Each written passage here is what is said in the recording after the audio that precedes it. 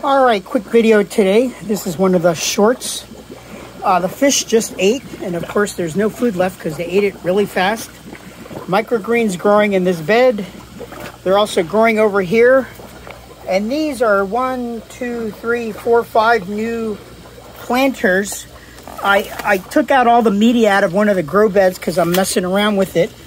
So these buckets are all full of media that's full of worm poop that should be very, very nutritious for whatever I put in there.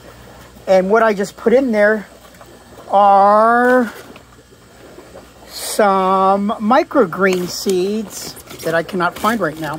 Oh, here they are. So it's a super mix, superfood microgreen mix. Broccoli, purple calabrese, radish, collards, and turnips. So anyways, that's the short for today. Microgreens, more buckets, banana tree. Have a great day. Please like, subscribe, and love.